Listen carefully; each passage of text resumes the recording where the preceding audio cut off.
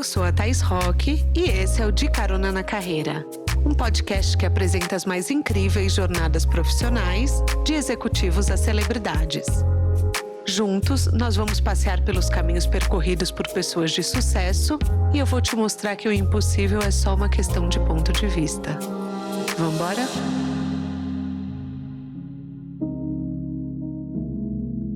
Dinheiro é um dos maiores tabus da vida adulta. A gente fala sobre amor, sucesso, maternidade, carreira, mas quando o assunto é grana, o silêncio aparece. E não é à toa. Muitas de nós crescemos ouvindo falar que o dinheiro é feio, que querer dinheiro é ganância, que prosperar é coisa de quem só pensa em si, mas a verdade é que dinheiro é energia e ele flui para onde há consciência. Minha convidada de hoje, Luciana Cardoso, psicóloga financeira, uma mulher que transformou a dor e a vergonha em propósito e criou uma nova forma de falar sobre dinheiro, com afeto, humanidade e, acima de tudo, permissão para prosperar. Apertem os cintos que a Estrada da Lu já começou. Lu, seja bem-vinda ao De Carona na Carreira. Quer dar um oi para os nossos caroneiros? Olá, caroneiros! Tudo bem com vocês? Lu, tô muito animada para esse episódio. Antes de mais nada, eu quero mostrar que o tema do episódio é o nome do novo livro da Lu, que o correto é prosperar. Então, assim, hoje a gente vai ter dicas de prosperidade. A minha expectativa é alta com esse episódio, porque eu sou muito fã da Lu, já fiz algumas sessões com ela, então eu quero que elas ensinem vocês, que você assista esse episódio hoje e termine se permitindo ganhar dinheiro e se permitindo amar dinheiro. Gente, que rico tá aqui, gente, como pode ser mais rico? Lu, falando assim, de uma maneira bem honesta, você é uma mulher milionária do seu próprio dinheiro, que ensina as pessoas a amarem falar de dinheiro. Sim. Da onde veio esse tema na sua vida? Eu falo que dor curada vira força, né? E o tema dinheiro, desde que eu me tornei psicóloga, o tema dinheiro sempre passou nos atendimentos, Thaís. Ele vem de uma forma velada, ele vinha de uma forma muito assustadora, porque quando era família, que você estava ali diante de uma família, você via que o dinheiro atravessava. Mas dentro da psicologia eu nunca tive permissão para falar de dinheiro. Na faculdade você nunca escuta falar de dinheiro. Dinheiro é tabu e ainda é tabu. Então, a psicologia contribuiu muito para eu estudar o tema dinheiro. Às vezes não era falta de romantismo, era falta de dinheiro.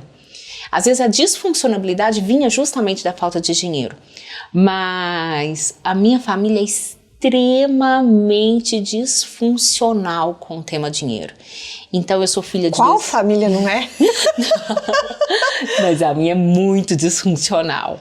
Eu vim de 2 pais bancários que, teoricamente, a gente imagina que vão ser bons com dinheiro. E eles são incríveis como pais, mas péssimos com relação à distribuição de dinheiro na minha casa, ao dar e receber. E aquilo me doía muito, me machucou muito. E eu tive histórias terríveis sobre dinheiro na minha família. Roubos, mentiras.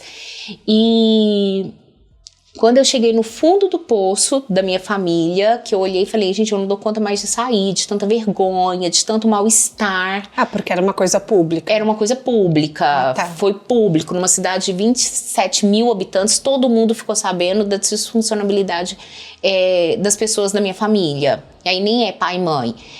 E eu pensei, gente, eu não vou sair mais de casa, eu não dou conta mais.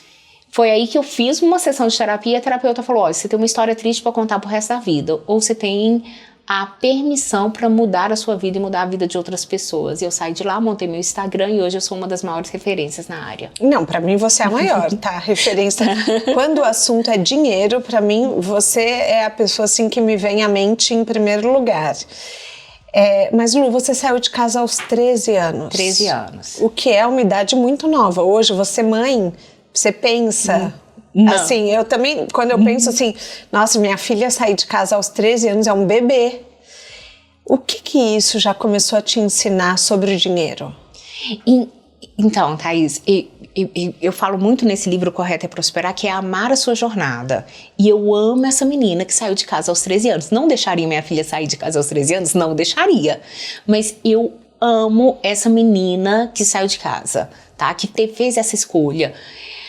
Porque era disfuncional. Então essa menina com 13 anos, ela falou, nossa, esse lugar aqui é ruim demais, deixa eu procurar um lugar melhor. E o lugar melhor era ser sozinha no mundo. Mas, como eu saí de casa, eu não fui abandonada financeiramente. Eu saí de casa com cheque. Gente, era cheque, não era cartão de crédito, era cheque. Minha conta do banco era novinha, assim, eu tinha o maior orgulho de falar que eu tinha uma conta com 13 anos, eu tinha um talão de cheques, né? Uhum. Então, eu tinha que aprender a cuidar do meu dinheiro, porque o meu dinheiro tinha que durar um mês inteiro. Então, eu tive uma sorte, essa sorte eu tive, um privilégio de ter uma mesada, porque eu sabia quanto que eu tinha. E eu tinha que fazer essa gestão, eu tinha que cuidar do pagar o pensionato, pagar a escola, pagar o supermercado. E aí isso me aproximou do dinheiro de uma forma saudável. Mas você fala que você teve uma educação financeira na marra. Sim. Por quê? Porque não foi no amor. Foi na dor, não foi num abandono, ou talvez tenha sido num abandono.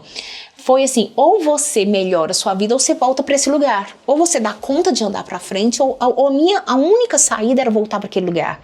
E voltar para aquele lugar era inadmissível. Então eu tinha que funcionar financeiramente, senão eu voltava para casa. Mas Lu, por que o dinheiro, tantas famílias escondem esse tema? Você está falando da sua experiência com a sua, né? Mas eu vejo assim, na minha parte paterna, sempre foi um tabu também. Meus tios sempre não evitaram falar de dinheiro, mas apesar de ser um tema tão central da vida, por que as pessoas escondem? Tá, vou te dar um exemplo. O primeiro exemplo que passa aqui na minha cabeça, tá, Thaís? Cárie é cárie. Você sabe o que é cárie. Óculos, eu sei o que é óculos. A sua roupa, eu sei o que é a sua roupa. O dinheiro, na sua mão, ele ganha um significado diferente.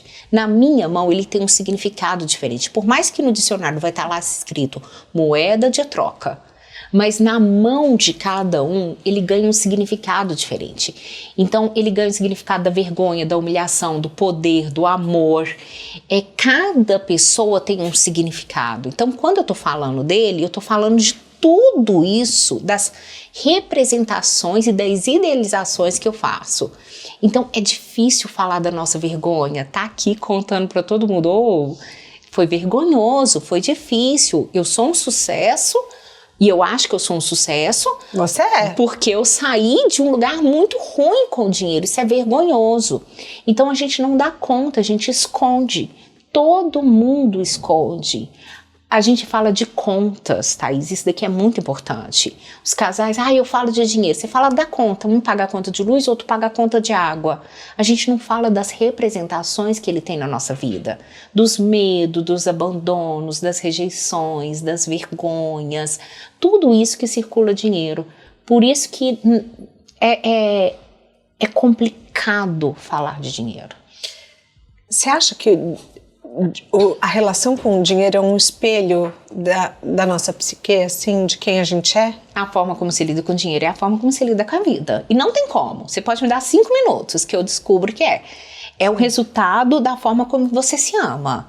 O valor que você vê em você é o valor que você dá conta de falar para as pessoas que eu cobro. Quando você vê alguém que fala assim, nossa, fulano não tem coragem de cobrar, pode ter certeza que ele tem uma conexão com o valor interno dele. Eu sei qual que é o meu valor. Mas você sabe que é muito louco, porque eu tenho uma aceleradora de negócios que você faz parte, sim, inclusive, e uma das perguntas do processo seletivo é: qual é o seu faturamento? E eu pergunto isso como se fosse, tipo, você bebeu água hoje? Eu pergunto com muita naturalidade: qual é o seu faturamento? E isso é na parte inicial do processo seletivo, porque se ela faturar menos de 50 mil, não dá para trabalhar, porque eu tenho que fazer recontratação, investimento. E as pessoas sempre, assim, grande parte dá uma travada, respira e daí responde. Tá, e vamos só lembrar aqui, talvez responde para mais, talvez responde para menos. Uhum. Eu apostaria que não responde valor real. Eu apostaria isso também. E você sabe, a gente tem um checkpoint mensal, que quer dizer o quê? A gente trabalha para escalar negócios, para aumentar o faturamento. Então, naturalmente, a gente mede faturamento de todo mundo. A gente manda uma planilha e pede para a pessoa preencher com o faturamento mensal, até para ver se o investimento na aceleradora está se pagando. E algumas não respondem. E eu falo, gente, mas é uma aceleradora, a gente tem que trabalhar com números aqui dentro. E algumas não, assim, ignoram a mensagem do José. E isso me chama muita atenção, mesmo sendo sobre trabalho, algumas pessoas ignoram as planilhas. Tá, vamos só voltar aqui. Vamos. Você falou, eu dou conta de falar abertamente. Pra mim, eu tô perguntando um negócio, eu tô bebendo água. E eu já fiz um vídeo seu falando isso. Que teve um story seu que você falou o preço do TR e falou, olha, se você não tem esse valor pra investir numa aceleradora, nem aplica. Você falou o valor normal, tranquilo, como se nada tivesse acontecendo. Essa facilidade que você tem de falar o preço, o valor, é por conta da sua conexão interna com o seu valor. E agora, talvez as pessoas vão me matar. Quando eu não dou conta de falar, porque eu também não dou conta de falar eu não sei, eu não estou conectada com o meu valor interno, tá? Então, quando você perguntou agora mesmo da vida, a forma como você lida com o dinheiro, a forma como você lida com o dinheiro, a forma como você lida com a vida, é isso, os dois têm conexão. Então, se eu não tenho conexão, se eu não me vejo, se eu não olho para mim, eu não vou dar conta de responder a sua planilha. É um buraco muito profundo a nossa relação com o dinheiro. Não vou dar conta. Ela está falando de uma disfuncionalidade do olhar para mim bem profundo, entendeu? É algo muito interno. Se eu olho para dentro e eu sei meu valor, eu consigo te responder aquela planilha. Muitos psicólogos torcem o nariz falando de dinheiro. Muita gente diz que psicologia e dinheiro não combinam. Inclusive, você já ouviu essa frase. Você acha que isso fala um pouco como a gente vê o sucesso? Sim, total. Mesmo, vamos só lembrar, o sucesso, ele é bom longe de mim, tá? Ou ele é meu, ou ele é longe de mim. Uma pessoa muito próxima de mim ter sucesso, sustentar esse sucesso, é muito difícil, tá? Muito difícil. Quando eu falo que as pessoas torcem o nariz para psicologia e dinheiro, porque quando traz a psicologia financeira, ela vem para te contar, ei, eu te ajudo a resolver o seu problema. E algumas pessoas, elas não têm mesmo o interesse de resolver o problema do dinheiro delas, porque elas gostam de reclamar, elas gostam de ficar ali, elas gostam de ser vítimas. Elas gostam desse lugar. Então, se eu gosto desse lugar, eu também não vou trazer o sucesso para minha vida. Bancar o sucesso, sustentar o sucesso é muito mais difícil do que sustentar o fracasso. O fracasso eu já estou acostumada, eu sei como que ele cheira, eu sei como que ele é. Na minha família, todo mundo conhece ele. Agora, o sucesso é o diferente. Chegar numa família e bancar a minha vida é boa, minha vida tá bacana, tá tudo bem. É muito difícil. E as pessoas já vêm com aquelas crenças, cuidado com a inveja. Sim. Não vai falar o que tá bom. Não pode contar quanto você ganha. E isso era uma coisa que tinha muito. Eu tinha muito medo de falar, minha vida financeira é ótima. E é mesmo, hoje ela é boa, ela é saudável, ela é tranquila. Não é que eu trabalhei para isso, mas eu terapeutizei para isso. Eu me organizei emocionalmente. Eu segui tudo aquilo que os livros mandavam. E os livros mandam, olha para suas emoções. Eu sou bem mandada, eu fui lá e fiz. Então, quando eu comecei a falar que não, eu tô bem, tá tudo tranquilo, tá tudo normal, quando eu parei de mentir. Porque às vezes eu encontrava com as pessoas e as pessoas falavam assim, nossa, eu tô ruim financeiramente. Eu falava, eu também. Não, eu tô devendo também. Não, também não tem dinheiro. E era mentira, sabe? Eu tava bem, eu tava tranquila, não tinha problema nenhum, eu só queria pertencer àquele grupo de pessoas ali. Quando eu entendi que eu podia falar de dinheiro e que nada de mal ia acontecer na minha vida, porque eu estava bem, eu estava conectada comigo, eu tinha olhado para as minhas emoções, eu tinha entendido isso, nossa, minha vida mudou, eu fiquei muito mais tranquila. Hoje eu sento e falo de dinheiro como eu falo de qualquer outra coisa. Sim. E eu acho muito legal no seu Instagram, pra quem não segue, aliás, vamos falar do seu Instagram. Tá. Porque eu acho muito legal que você faz muito humor ensinando sobre dinheiro, passando uma mensagem. Então você vai, cutuca na ferida, mas com humor, né? Eu não sei desse lado do humor. Eu recebo esse retorno, mas eu não sei. Eu tô achando que eu tô educando. Mas todo mundo fala, nossa, você é muito engraçado, nossa, você é muito bem-humorado. Eu não sou, eu não vejo assim. Não, mas é. Vamos falar suas redes sociais, Lu? Tá, o meu Instagram é @LuPsicólogaFinanceira. E, salvo engano, o YouTube é Luciana Cardoso, Spotify também. Perfeito. As minhas redes vocês já sabem, @ThaisRock. E se você quer pertencer à aceleradora de carreira, entre em contato com a gente através do link, participa do processo seletivo, mas lembra que tem que ter um faturamento acima de 50 mil, hein, galera? Porque eu vou fazer vocês reinvestirem e acelerarem esse negócio, escalar, trabalhar a gestão de processos, vambora! E quero qualidade de vida para vocês também.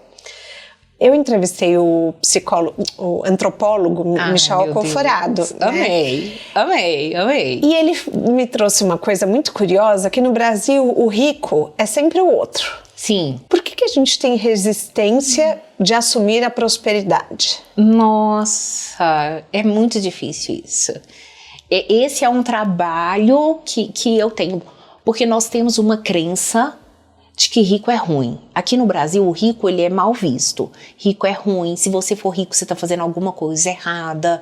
E aí, Thaís, vamos entender isso? Eu falava isso com uma pessoa muito especial da minha vida.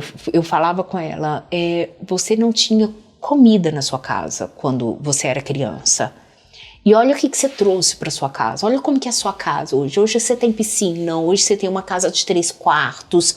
Olha a riqueza que você trouxe para sua vida. Isso é riqueza, é sair do ponto A e chegar no ponto B ou no ponto C. De onde eu saí, Thaís, eu trouxe a riqueza para minha casa. Eu mudei a história financeira do dinheiro na minha família. E isso é poderoso, isso é bonito, isso é incrível. Hoje eu tenho poder de escolha, eu tenho liberdade, eu tenho autonomia. Só que a gente não tem o hábito de valorizar as nossas vitórias. Imagina valorizar o nosso dinheiro. Então, é muito comum, esse dia para trás, no meu condomínio, um influencer falou que esse condomínio era um condomínio de rico. E o povo ficou furioso, que não é condomínio de rico. Eu trabalho pra caramba. Tá, você trabalha pra caramba, que bom, mas é um condomínio que as pessoas andaram na vida, que as pessoas desenvolveram na vida. Que bom que eu posso falar, sim, eu dou conta de pagar a conta, tá tudo bem. Mas é ofensa, é a riquinha, sabe? Porque é a minha amiga rica. E eu falo, sou mesmo, que bom. É tomar posse da nossa riqueza. Qual riqueza? Eu tenho a riqueza dos grandes milionários do Brasil? Não tenho, mas eu tenho a riqueza de uma pessoa que saiu de um lugar muito... eu devo ter chegado aonde? No já. A transformação que eu trouxe para minha vida, essa é a riqueza. A maior riqueza é aprender a apaixonar pela sua jornada. Mas tem uma contradição. No Brasil, é legal ostentar, mas não é legal falar que ser rico. Não entendo. Porque a gente vê muita ostentação na internet. Enfim, carros esportivos... logomarcas, bolsas de luxo. Sim. Existe até um estímulo na ostentação, mas existe um tabu em falar eu sou rico. Sim. É essa palavra. Eu tenho dinheiro, eu sou rico. Sou rico? Não posso. É uma grande contradição das nossas inúmeras contradições que nós temos na vida. Mas pode ostentar, mas não pode falar. Mas vamos só lembrar aqui, Thaís. Às vezes eu estou ostentando aquilo que eu nem tenho. Sim. Que numa maioria, às vezes é isso que acontece. Uma ostentação daquilo que eu não tenho. Tá? A riqueza, ela é silenciosa. Ela é silenciosa. E aí tem os seus ônus e tem os seus bônus. E um dos ônus que eu acho é você não tomar posse da sua riqueza. Uma vez eu falei com uma mulher, nossa, parabéns, nossa, que bom que você construiu sua riqueza. Sou rica? Não, Luciana, não sou rica não. E ela estava dando de presente para a filha dela um apartamento de 6 milhões. Dando de presente para a filha dela um apartamento de 6 milhões. Mas ela pode ostentar o apartamento de 6 milhões, pode tirar foto, pode fazer isso, pode fazer tudo, mas não pode falar que ela é rica. Você sabe que, assim, ganhar o meu próprio dinheiro me ajudou a construir a minha autoestima.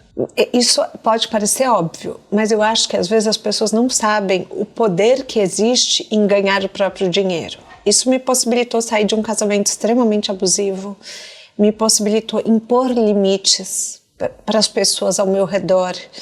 Quando a gente ganha o nosso próprio dinheiro, do nosso esforço, do nosso trabalho, das nossas coisas, vem um senso de eu valho a pena.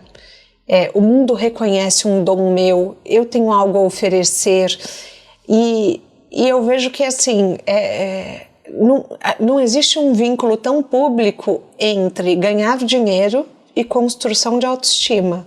Sim, mas é incrível como o dinheiro influencia a nossa autoestima, é o nosso poder pessoal. Para mim é. É o nosso poder pessoal. E eu tenho uma frase que eu li uma vez que saúde é ter autonomia. E o dinheiro, ele traz essa autonomia.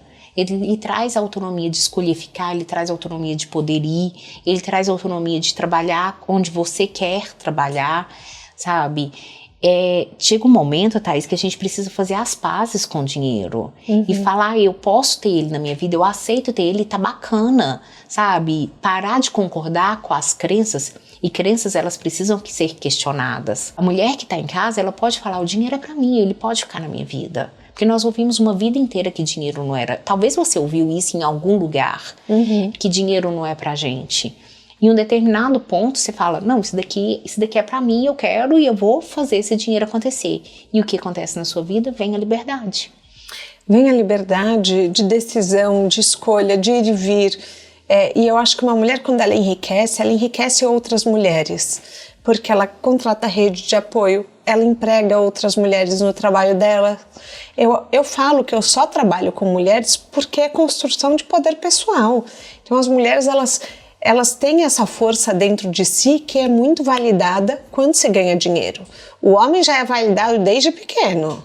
É o lugar dele. É o lugar dele. A mulher não. A mulher trabalha e daí ela vê o reflexo do valor pessoal dela. E eu queria deixar esse recado hoje também, assim, entre muitos recados que eu acho que a conversa com você vai passar, mas é assim, tem orgulho de ganhar o seu dinheiro, porque quanto mais dinheiro você se tornar, sentir que você é capaz de fazer, mais segura você vai se tornar, né? A mulher que prospera, ela prospera o mundo inteiro ao redor dela. Todo mundo prospera junto. O humor dela muda, tudo muda. Mas deixa eu te contar uma coisa. Nem sempre eu acreditei que eu podia produzir dinheiro. Até bem pouco tempo atrás, eu era psicóloga social de R$18 a hora. De uma psicóloga de R$700 a hora. Que eu aumentei por conta do TR. Que quando eu entrei não era esse valor. Né? E por que eu era psicóloga dos R$18? Porque era isso que eu acreditava que eu podia ser. Chegou um determinado momento e a prosperidade ela passa muito por uma decisão. É claro que ambiente, contexto, tudo isso importa, mas ela também passa pela decisão. No dia que eu decidi, eu falei, tá, eu decido, eu quero isso daqui pra minha vida, eu quero aumentar o meu valor, eu quero trabalhar de forma saudável, o que eu preciso fazer? E um dos movimentos foi me permitir estudar. Eu falava 15 minutos por dia basta estudando dinheiro. 15 minutos por dia bastava. Comecei a fazer a seleção de podcast, então eu sou caroneira de muito tempo, né? Comecei a trazer estratégias. Você fala muito do TR como uma aceleradora e eu entendo isso. Para mim, TR é o ambiente que eu escolhi ficar e veio de uma escolha. Para mim é o ambiente que desenhou toda a minha prosperidade. Sim. É como se fosse a tampa de tudo aquilo que eu trouxe, porque eu vim com uma decisão, eu estudei para ter aquilo lá, eu me movimentei na vida, eu fui atrás daquilo lá, do que eu queria, que era a prosperidade, e o terceiro passo que faltava na minha vida era o ambiente. Eu precisava daquele ambiente. A escolha do TR, para mim, é o ambiente. Eu quero ouvir essas mulheres, eu quero conversar com essas mulheres, eu quero saber o que elas pensam, que são pessoas que faturam mais do que eu faturo. No TR a gente tem, no TR Circle, que é a aceleradora, a gente tem mulheres que faturam até 20 milhões por mês. Então, assim, são diferentes faixas de faturamento e todas têm muito a ensinar uma para outra, independente do faturamento. E todo mundo opina. Aliás, ontem eu senti falta de você numa discussão que uma pessoa falou: eu tenho um negócio que fatura muito e eu tenho outro negócio que eu amo. Não. Será que vale a pena eu continuar com o que eu amo, sendo que ele não fatura tanto quanto o outro? Foi a fogueira de ontem. A fogueira, todos os dias a gente tem um momento de desabafo. Uma empreendedora abre um problema que ela está vivendo e todo mundo opina. E eu falei, gente, isso aqui é a cara da Luciana opinar, mas eu sei que você tá super corrida. Não, eu não vi, mas eu vou voltar lá para falar isso. Porque também tem teorias por trás disso. Quando você começa a estudar, você vai encontrando as teorias de dinheiro, gente, que existe. Eu queria muito que as mulheres soubessem isso. Quando eu comecei, eu não sabia que existia um livro, que existia... Eu lembro de eu perguntar por onde começar. Tem livros, tem meu Instagram, tem um caminho para começar, entendeu? A mulher e o dinheiro, um relacionamento delicado, e é o seu público-alvo, né? Meu público-alvo são mulheres. Tá. Eu quero que as mulheres hoje saiam falando, eu gosto de ganhar dinheiro. Por onde que a gente começa? Pelo livro. Vamos mostrar mais uma vez o livro da Lu. Tá. Eu vou rodar aqui, mas eu acho que vai ser útil. Eu estudo isso tem mais ou menos uns 15 anos, Thaís, que eu estudo dinheiro, né? Tem 20 anos de formada, eu estudo 15 anos de dinheiro. E eu desenvolvi uma teoria minha, né, através dos estudos e da prática clínica, que a gente precisa de 3 passos para ter uma relação saudável com o dinheiro, para ter uma boa relação com o dinheiro. A primeira é saber quem eu sou. É conhecer a minha história e não negligenciar. Se eu sou filha de uma pessoa que faliu, a falência está aqui junto de mim. Então, essa mulher que quer começar, ela precisa estudar a sua herança financeira. O que seus pais... Você é filha de uma mulher que onde ela coloca a mão, ela faz dinheiro. Esse é meu DNA financeiro. Isso também está comigo, entendeu? Então, tem uma força ali junto comigo. Então, saber a nossa história, a história que veio antes de nós, para quê? Para criticar? Não. Mas para aprender com ela e evitar as repetições. Porque nós repetimos, nós cometemos os mesmos movimentos. Então, eu preciso saber do meu DNA financeiro. O segundo movimento é entender a minha capacidade. E aqui que as mulheres se atrapalham. O lugar do homem, desde criança, ele foi o lugar do dinheiro. A mulher não. Quando eu era criança, que eu fazia qualquer movimento em relação ao dinheiro, eu era a interesseira, a intrometida, a chata, a que não sabia de nada. Era isso que eu escutava das pessoas ao meu redor e é isso que toda mulher escuta. O homem interesseiro, ele é atraente. A mulher interesseira é uma ofensa. O homem que trabalha muito é maravilhoso. A mulher que trabalha muito, ela é crucificada porque ela é largada do lar. Que ela saiu de casa, deixou os filhos. Onde que estão seus filhos? Cadê a mãe desses meninos? Então, a nossa capacidade, ela foi sendo camuflada por um falso eu que eu fui construindo para dar conta de tudo isso. Porque eu era chamada de chata, então eu queria ser legal. Eu era chamada de interesseira, então eu queria não ser interesseira. A gente vai construindo uma camada. Quando a gente fala, ok, eu tenho que tirar essa camada e eu tenho que voltar a ser quem eu era. Você falou do meu humor. Eu lembro quando eu era mais nova que eu chegava fazendo barulho, eu chegava fazendo bagunça. Lá no TR, as meninas falaram, não, Luciana Mineira tem que oferecer café para todo mundo. Eu direto escuto isso, porque essa sou eu. Quando eu volto a amar a Luciana que eu sou, que vai mexer com os braços, vai conversar com a mão, vai chegar gritando, é essa mulher que eu sou. Então, eu paro de ser um modelo externo e volto a gostar de mim, ó. Essa daqui, ela fala alto, ela brinca, ela é divertida. Então, olhar para minha capacidade não é a capacidade que eu inventei que eu tenho, mas é a capacidade que eu tenho real. Eu tenho uma capacidade gigantesca de conectar as pessoas. É verdade. Mas eu achava que era feio, porque eu ouvi que era feio a vida inteira.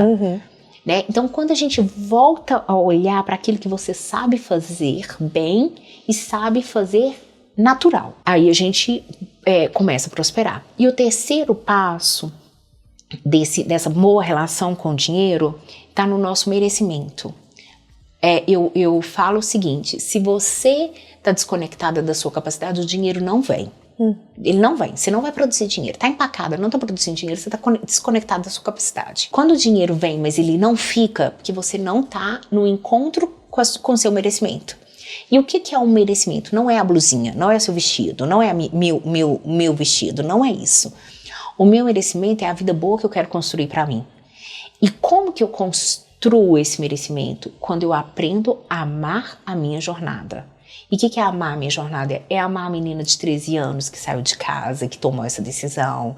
É amar a menina de 17 anos que foi fazer faculdade. Que é amar a pessoa que sai 4 horas da manhã de algum lugar e vem de ônibus pra estar aqui hoje ainda, sabe?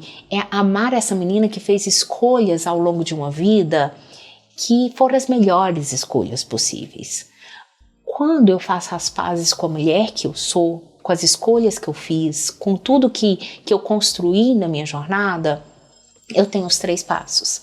Eu já sei quem eu sou, que eu já investiguei, já olhei minha história, eu já enxerguei a minha capacidade, e aquela capacidade que você faz de graça, que você não quer cobrar, é a sua melhor capacidade. Essa é uma ordem, é ela que você tem que botar preço, sabe? É ela que você tem que botar preço. Eu falo assim, descobre o que você ama fazer ao ponto de que você faria até de graça, mas não faça. Não faça de graça, entendeu? Um dia eu li um negócio que é assim, e aí é complicado falar isso, mas é assim: pobre pega seu defeito e tenta melhorar. O rico pega a sua qualidade e tenta melhorar. O dia que eu ouvi essa frase, fez muito sentido pra mim. Gente, eu sou boa de conectar a pessoa, deixa eu fazer isso ampliado, deixa eu ampliar isso daqui. E criei minha comunidade, hoje eu ganho dinheiro com a minha comunidade. Então, quando eu integro esses 3 passos, DNA financeiro, minha capacidade, meu merecimento, aí, amor, o sucesso vem, o dinheiro vem e a vida se transforma. Uma vez eu vi o Deepak Chopra falando que as pessoas questionavam muito ele por monetizar a espiritualidade. Tá. E ele falou, o dinheiro é uma energia. Você pode gastar com armas e sexo, ou você pode comprar estudo, comida, moradia. Depende tudo de como você usa o dinheiro. Ele fala, o dinheiro não é contra a espiritualidade, ele pode trabalhar muito a favor e em conjunto para uma vida melhor. E isso me conecta muito com o que você traz, essa questão também do merecimento, porque muitas vezes a gente tem esses tabus de que quase que o voto de pobreza é a evolução. Deixa eu só voltar no Chopra. É do Chopra a frase, eu sou uma fonte inesgotável de recursos. E essa frase mudou minha vida. Eu sou uma fonte inesgotável de recursos, porque toda vez que eu precisei desses recursos, eles estavam lá. É isso que é merecimento, tá? E sobre a questão da pobreza, né, do voto da pobreza, dinheiro não muda ninguém, tá, Thaís? Porque a gente tem essa ideia que com dinheiro, o fulaninho arrumou dinheiro e foi embora, ficou diferente. Não, o dinheiro ele potencializa quem você é, tá? Então, se você é uma pessoa boa, com dinheiro você vai ter mais recursos para fazer mais bondade ainda. O dinheiro, ele potencializa. Antes eu sempre doei, eu sempre ajudei, eu sempre construí coisas. Com dinheiro hoje eu construo muito mais, eu posso muito mais. Então, quando a gente entende isso, que o dinheiro ele potencializa aquilo que a gente quer fazer. Eu posso construir um mundo melhor a partir do meu conhecimento, do meu desenvolvimento. Porque a partir do meu conhecimento, do meu desenvolvimento, eu vou trazer mais dinheiro para a minha vida e eu vou poder usar esse dinheiro de uma forma saudável. E a gente precisa encerrar a romantização da pobreza e entender que eu sou uma fonte inesgotável de recursos, eu posso trazer o dinheiro para a minha vida e se eu trouxer, eu ainda faço um bem maior. Algumas pessoas pensam, eu vou ajudar a minha família. Não, você vai ajudar o padeiro. Você vai ajudar a manicure. Porque na hora que você marca o horário com a manicure, às vezes ela só tem você na agenda, ela fica feliz. Eu tenho um produto que quando Quando o sininho da Hotmart toca, gente, eu fico feliz, o meu sorriso, não tem como o sininho não tocar e eu não ficar feliz. Então, quando a gente entende isso, não é só a nossa família que a gente ajuda, é todo o nosso bairro, porque a gente gira tudo o dinheiro que tá ali. É o padeiro que vendeu pra você, aquele doce que tá ali, que às vezes tá encalhado, você foi lá e comprou tudo, sabe? Trazer a riqueza pra sua vida é trazer a riqueza pro mundo. Quando a gente fala de dominar o dinheiro, né, que eu nem sei se esse termo é correto ou errado, você me conta. A gente pensa em planilhas, a gente pensa em porcentagens, em investimentos. E é possível amar o dinheiro independente das ferramentas que se usa para o dinheiro. Ou a gente tem que amar tudo e entender de tudo? Então, esse é um ponto polêmico que tem no meu Instagram, Thaís. Tá. Porque eu sempre usei planilhas, eu sou boa com planilhas, só que quando alguém chegava na minha casa me pedindo dinheiro emprestado, a planilha não me ajudava. A hora do caos, a planilha não me ajudou. Não foi nas planilhas que eu aprendi a dizer não. Então, as nossas emoções, elas são muito maiores do que as planilhas. Então, quando a gente fala, domine as planilhas, todo educador financeiro fala isso, né? Vamos planilhar aqui. Gente, eu era ótima de planilha. Eu lembro da última vez que eu fiz isso, tá? Que eu juntei um dinheirinho. Vou falar isso daqui porque hoje eu não uso essa palavra mais. Foi o último dinheirinho que eu juntei. Tava lá na planilha linda, maravilhosa. E alguém ligou. Olha, fulano tá no hospital e se não pagar, ele corre risco de vida. E aí vai lá eu pegar todo o meu dinheirinho e entregar ali de uma forma... A planilha não me ajudou. Então, quando eu falo muito das planilhas, aprenda primeiro as suas emoções. Entenda as suas emoções. E, principalmente, aprenda também a dizer não. Porque ser bom e ser útil não é dizer sim para todo mundo. Às vezes, ser útil e ser bom é dizer sim para você e não para o outro. Então, essa questão de planilhas, de ser muito bom com a planilha, de amar fazer uma planilha, combina com o dinheiro. Mas se você não tiver um domínio das suas emoções, dos seus propósitos de vida, do entendimento que às vezes ajudar o outro é dizer não. Concordo. Ajudar o outro é dizer não. Eu te amo tanto que eu te digo não. Ontem um cliente meu falou que o irmão dele pediu um dinheiro emprestado e ele falou, isso era R$1.900. Era por meu cliente é milionário, isso era mixaria. Ele falou, mas eu te amo tanto, que eu preciso que você aprenda a lidar com seus erros financeiros. Então eu te digo não. Então a planilha, ela é ótima, é incrível, maravilhosa, né? Mas se eu não dominar as minhas emoções, ela não é tão útil assim. Você fala muito no seu Instagram do relacionamento, do sentimento com o dinheiro. E existe, eu pesquisando para fazer o seu roteiro, eu li sobre trauma financeiro reverso. Que é quando uma pessoa sofre tanto com a falta que ela passa a se proibir de gastar, mesmo quando ela pode. Tá. E que eu acho que pode ser o caso de alguém que está nos assistindo, que já viveu a escassez e agora na abundância não se permite. Tem medo de perder. É medo de perder. Tá. E como a gente pode ajudar essa pessoa? Tá. Aqui, só trazendo a teoria, a escassez ela ainda dura dentro de nós 3 gerações. Então, se o seu avô teve uma escassez muito grande, Thaís, isso daqui tá dentro de você, o sentimento tá dentro de você, porque a gente herda isso também através das convivências com o nosso pai, com os nossos avós, os medos deles, os traumas deles. Então a história, quando tem uma história de escassez lá em cima, a gente ainda tem ela aqui, mesmo que eu não tenha vivido ela. Nós temos colegas, pessoas próximas de nós que contam, eu tenho muito medo de perder, mas eu nunca fiquei sem dinheiro, eu nunca tive. Mas quando você investiga, lá atrás teve alguém que viveu essa escassez muito grande. Só quando eu entendo a minha capacidade real de produzir dinheiro, é que eu vou conseguir combater a escassez. Só quando eu entendo, eu produzo dinheiro, eu sou uma fonte inesgotável de recurso, eu falo, me dá 5 minutos que eu produzo esse dinheiro. Mas quando eu consigo falar ela, eu tenho capacidade, eu dou conta, eu já fiz uma vez, eu vou fazer sempre.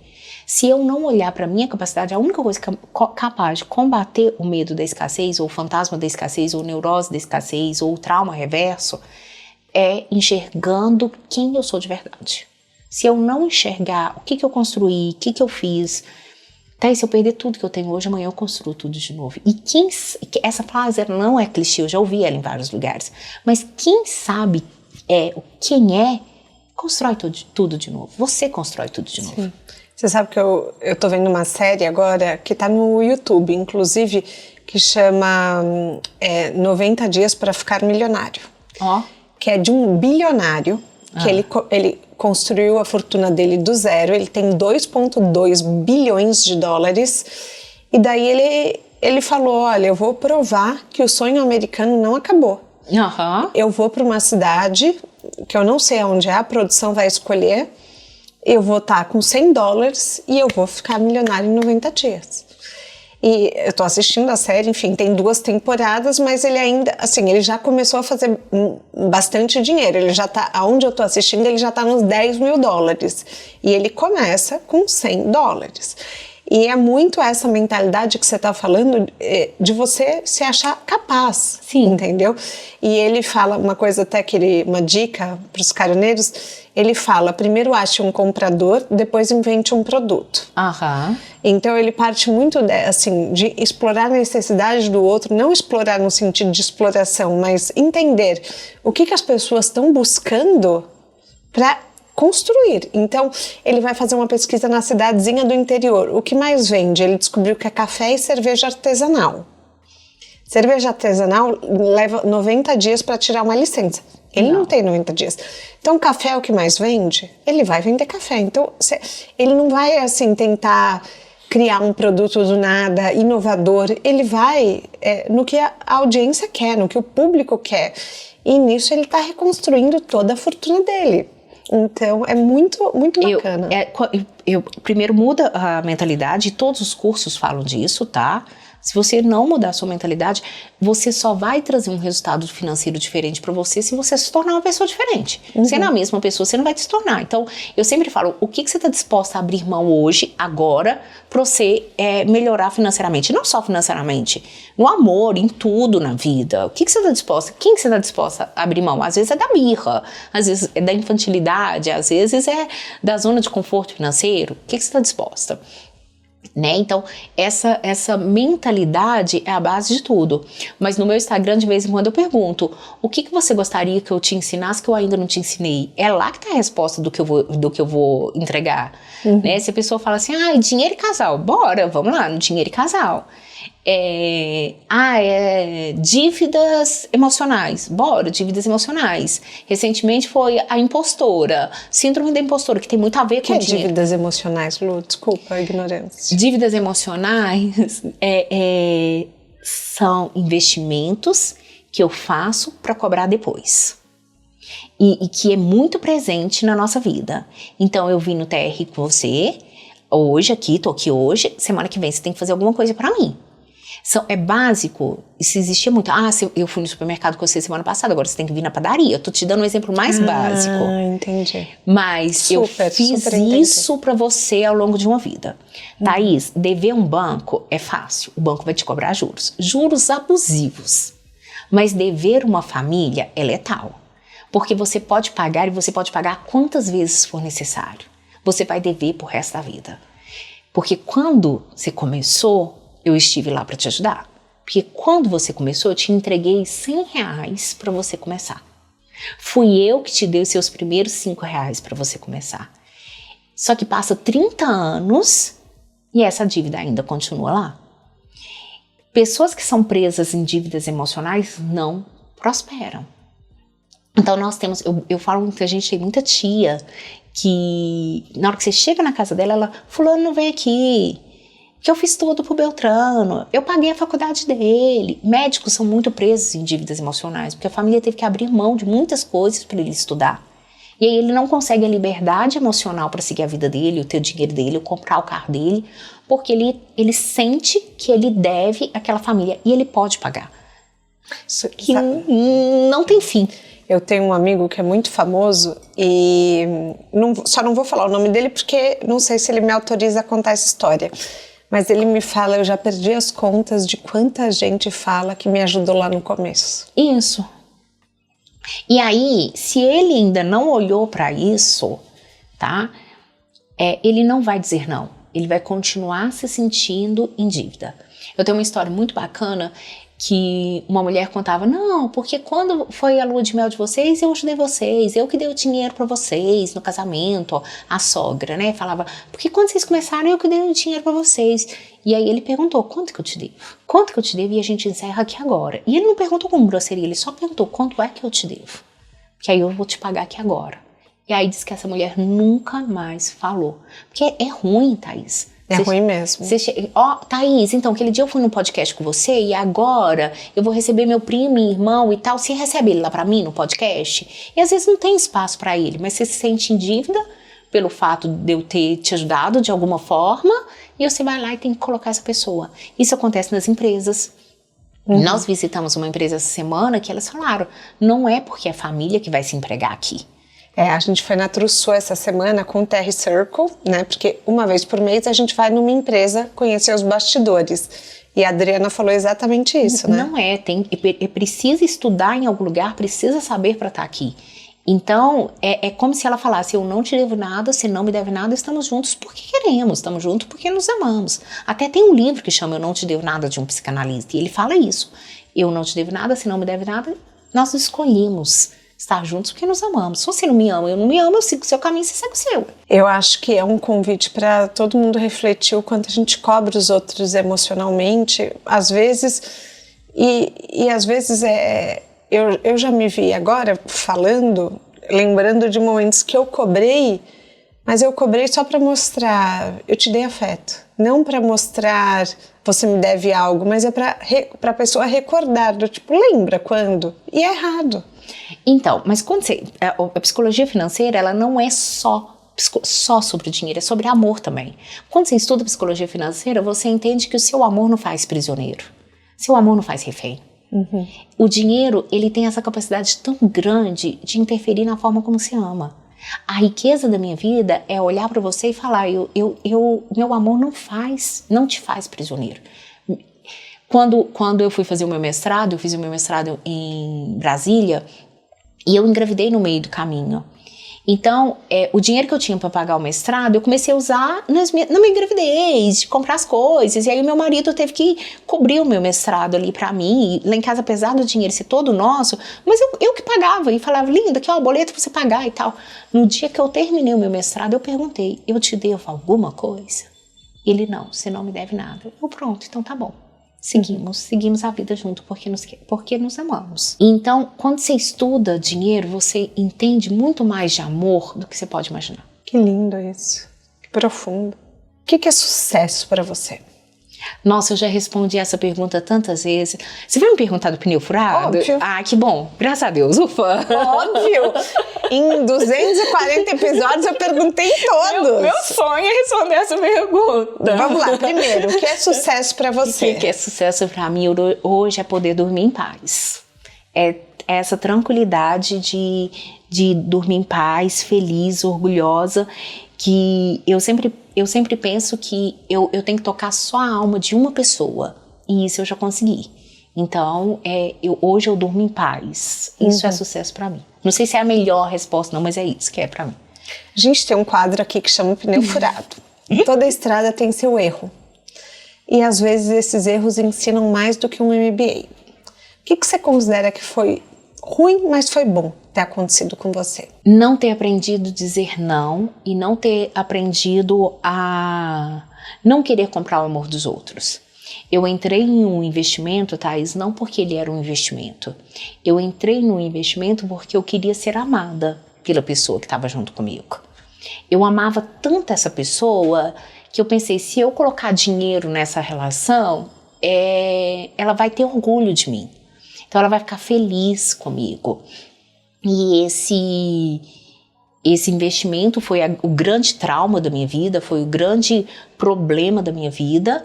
Hoje eu sou psicóloga financeira por conta desse problema, mas meu maior pneu furado foi tentar comprar o amor do outro. Nossa, muito bom.